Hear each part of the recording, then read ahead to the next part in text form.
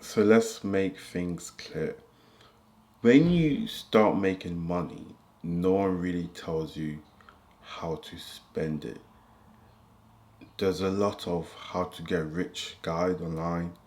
There's a lot of steps to become successful. However, there's not really many steps on how to actually spend your money. I'm talking about if you're making real money like 1 million, 5 million, or 10 million. There's no guide, there's no magical drops in your laps or playbook. So sometimes you tend to either live a lifestyle as if you're still broke or live a lifestyle of someone who's earning a lot more money than you're currently earning.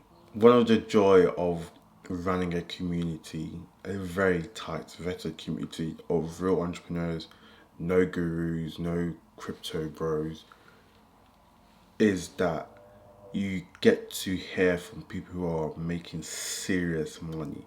Talk about maybe 10, 200 million dollars, pounds, ARR. And they would advise you on how much they spend monthly, the mistakes they made from spending too much, spending too little, and what the most cost efficient way of spending your money. This is why I run this community for people like you who are entrepreneurs. So if you have a serious business making at least 500k per year minimum, click the link in the description and apply for Wellington. You may be able to join the circle. I tend to go to really nice places, either in London or in Essex. I see £10 million houses, £100 million houses, and sometimes you realize that some of these people are driving Toyotas or very, very cheap cars. But you're like, your house is worth like 200 million, 100 million. Why are you driving a 10k car? And then I try to dig in, I try to speak to more successful, rich people.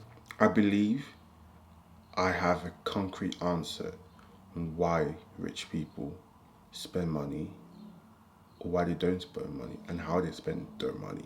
And these are the things no one will ever tell you, no one will ever teach you in a book. You only learn by speaking to real people. The first thing that founders tend to spend a lot of their money on is time. They buy back time like it's going out of style. Private doctors come to the house. They have private chef. They have assistants that do anything for them. They avoid wasting time on cleaning the house if it takes so much time. One friend I know spends around 80k a year on staff, and he said that's the best investment he ever made. It makes him richer, happier, and more present with his kids. So it's a win-win situation. Rich people, the ultra rich, they pay to get into the right room. For example, Wellington. They pay for private communities. They want to be around similar minded people in a vetted group. They pay for curated dinners club. They want to be around people who are even more successful than them and be able to speak to them. This may sometimes be a rich person may have a really nice watch. Not only are they watch collectors, but it may be a way for deal flow. People may want to talk to you more because you have a nice watch. I'm not saying this is what they all do, but some of these rich people, they do buy nice jewelry and buy a nice watch to have conversation starter. It is true. They're not just buying status, they're buying caliber. This is why I built a community like Wellington, because the richest founders I know all say the same thing. I've outgrown my circle. I need to be around killers again. Peace is what rich people really, really care about. It's not about being cooler and flexing. It's about not worrying. So they pay for gated community. They pay for bodyguard in public. They pay for family offices with top level lawyer. They pay for amazing accountant. They want to be able to save their money and keep their money and preserve their money. So if it brings you more peace, they'll pay for it. Peace and comfort. That's why sometimes, like my previous video, they pay for private jets. They just want comfort. They pay for an expensive Bentley Bottega, a Rolls Royce Cullinan, because it's very comfortable. Or sometimes they'll pay for extremely expensive Loro Piana because of the cashmere is so much more softer than a Zara top, and it brings them comfort. This is how they tend to justify their spending. Another point of view rich people consider when they're spending money is great taste. It may be one suit, but made by an Italian craftsman that fits exactly to their niche. It may be a really expensive watch, not only to get them to a nice room, but they have nice taste.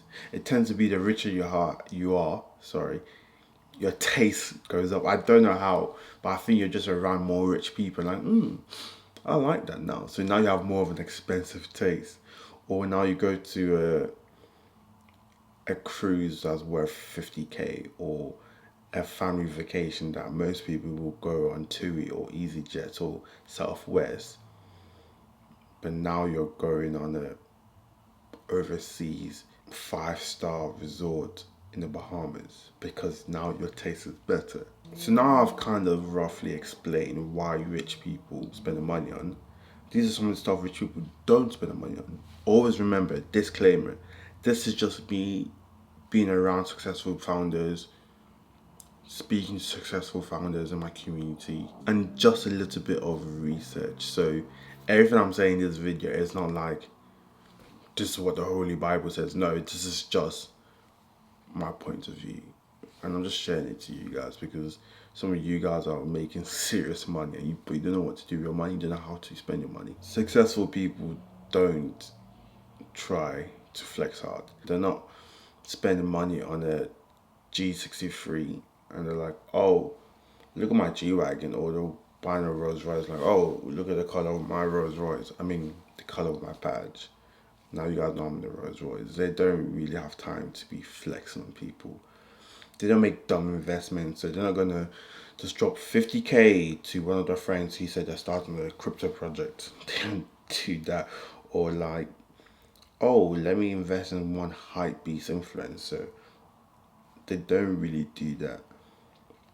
They may have some passion projects, like for example, I believe David Sachs has a tequila brand. You have money, you like tequila, you just want to make a tequila brand, that's okay, but they're not really pushing it because this is not their way of making money. That's why I don't like these YouTube gurus who are always just selling courses and mastermind. I'm not saying they're bad, but if you're successful, you're not going to be spending your time on stuff like that because you have real businesses to run. They don't hire cheap. I'm telling you, so important. They don't pay for cheap accountants or cheap lawyers, no. They pay for the best wealth managers because this is a way for you to preserve your money. They really care about preserving the money. And one thing I really realized while reading a lot of books and speaking to entrepreneurs is, even though they've made, let's say, 100 million, 200 mil, they are all always scared of losing that money. Like they really have nightmares of going broke and losing everything. So whatever they can to preserve that money, they will. But some of these people who don't have money, that's why they can just spend the money anyhow. They don't really care because the ways they make their money is a bit too fast for them. Not illegal money, but maybe they're selling courses and info products online.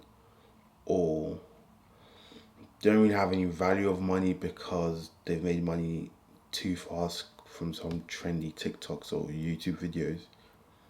These are the people who don't really value money. On the other hand, rich people, they really value money, so they tend to not hoard the money, but are very thoughtful when they spend any amount of money. And noise, they don't just buy stuff that cluster their life. For example, they don't just hype drop or have 15 pairs of Jordans, just having 15 pairs of Jordans. They may end up having a collection of stuff from just buying over time, but they're not out here just buying 15 pairs of Birkins in one day. I don't think they do stuff like that, which a middle class person or someone who's made fast money, they could easily spend, I don't know, maybe 400k on just shoes in 3 months. Who does that? So the real shift is money is invincible. Money is quiet. That's why you have this term, quiet luxury. Money is not loud. So even if you have a private jet, you're not loud about it. It's just normal for you guys. My final point is this. If it doesn't save me time, make me smarter, or buy me freedom, I don't need it. So that's how you should think before you make every purchase. Obviously, you have some impulsive purchases, but the main point is don't just spend your money anyhow. You spend your money for comfort, for peace, for time efficiency, to get you into the right room, and obviously every now and then for enjoyment. But the main thing you need to do for your money is preserve it. Preserve your money as much as possible. Don't just squander your money. It's so easy to go from 10 mil to nothing if you have a crazy living habit. Don't go for crazy investment. A lot of them have just money in SP 500 or in 10-year bonds because they just want to preserve money. They don't give money away willingly to family members. Like, here, hey, brother, here's 100k, here's sister, here's 500k. They don't do that. Even though they may be the main breadwinner of the whole family, they think strategically how to give out money so other people in the family can make money. And yeah, a lot of people, as I said, in my community, they spend money. It's so crazy because everyone has justification why they spend on money, but there is always a trend. A lot of them are reinvesting back into the business. A lot of them, they reinvest in some way back into the business. Eventually, they tend to spend money on their health, which is important because if you have more money, why not get the best medical care or get the best personal trainer? Why not?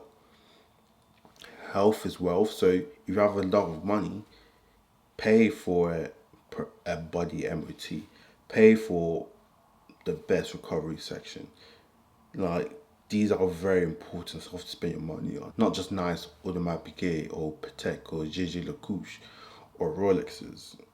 You can spend your money on stuff that will prolong your life or make you live a better quality of life.